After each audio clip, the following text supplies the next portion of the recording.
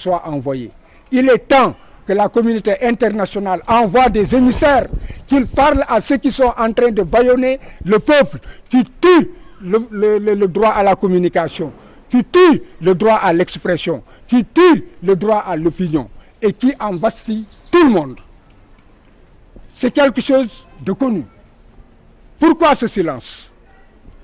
Il y a assez de morts, il y a assez de blessés. La communauté internationale, en dehors de l'union interparlementaire, je n'ai pas encore de réaction tangible.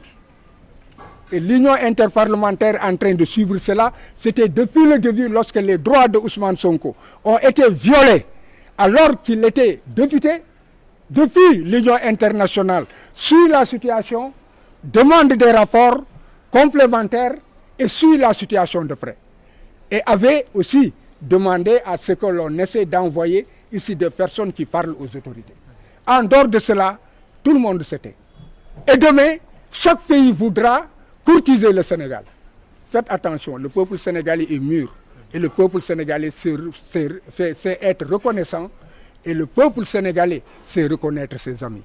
Ce n'est pas après tant de morts et que le peuple est réussi, de par sa jeunesse, de par sa population, de par le courage, l'honnêteté, la loyauté de certains magistrats qui resteront intègres jusqu'au bout.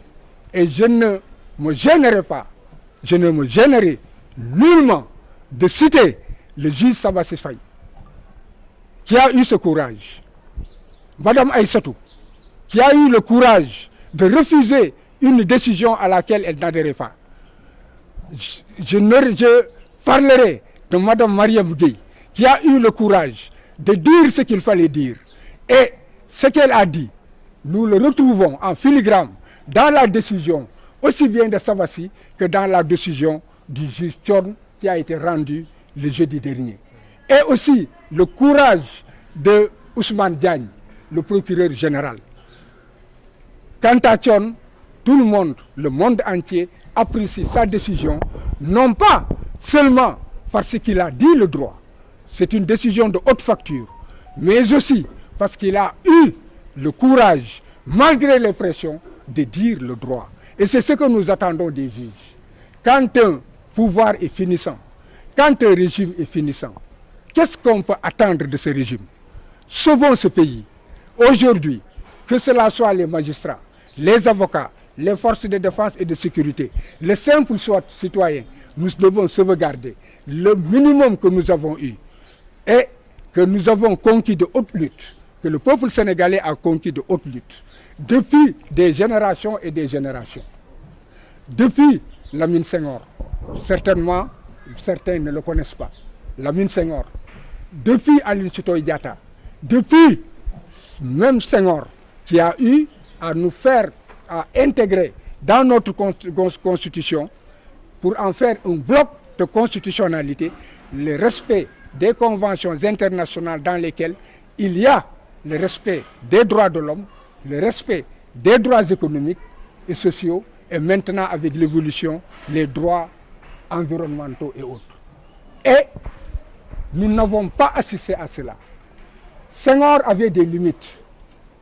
Et lorsqu'il était sur une ligne rouge, il savait s'arrêter pour sauvegarder l'essentiel, la démocratie et l'état de droit. Abdou Diouf aussi, qui l'a succédé, a fait la même chose. Plusieurs fois, lorsqu'il y avait péril et menace, et que l'ordre national pouvait être troublé, l'ordre public pouvait être troublé, il n'a pas hésité à appeler à un gouvernement d'union nationale unissant les cœurs et les esprits. Abdoulaye Wade, pareil. Lui aussi, il a sauvegardé cela. Et il avait des limites. Tout le monde sait que lorsque l'Assemblée nationale allait se prononcer sur une certaine loi et que la population a manifesté, immédiatement il a demandé le retrait de ce projet de loi. Donc il avait des limites.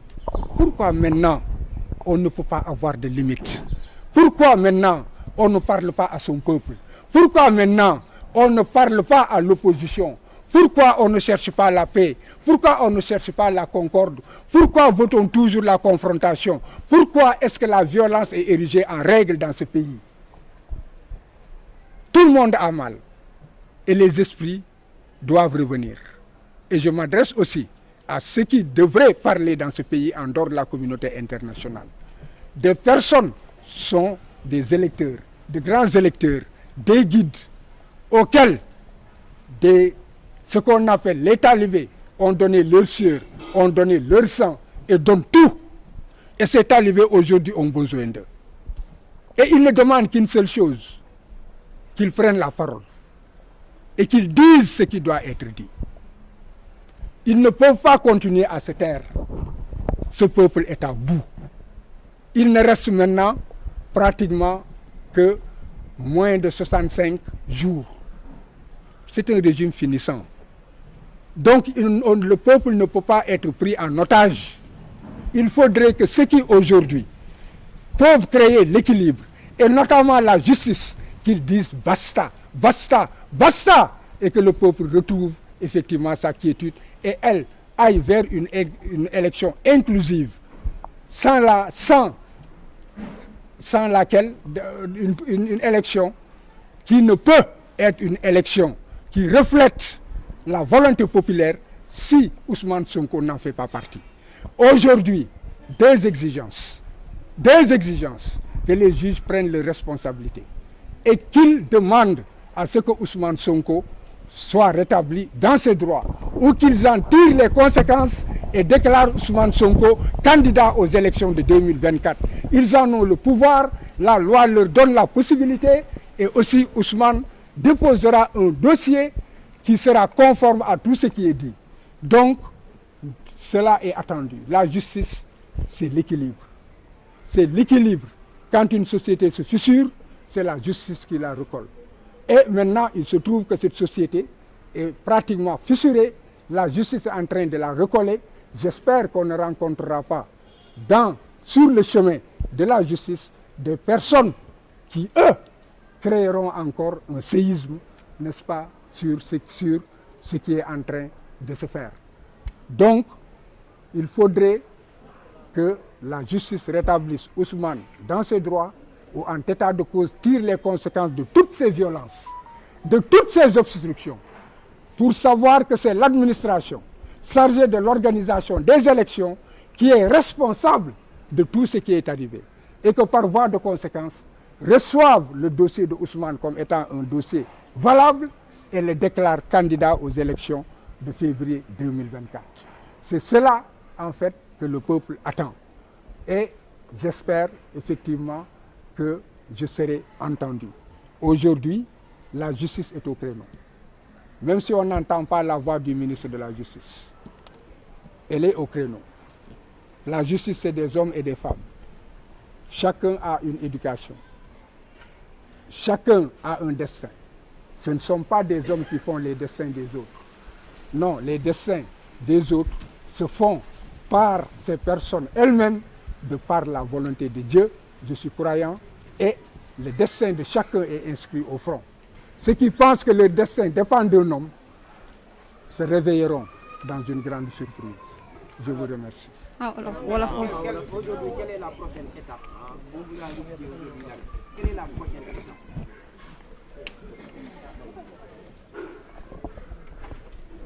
Bon, comme je l'ai dit, je suis intervenu en tant qu'avocat de Ayib Daffé, qui d'ailleurs a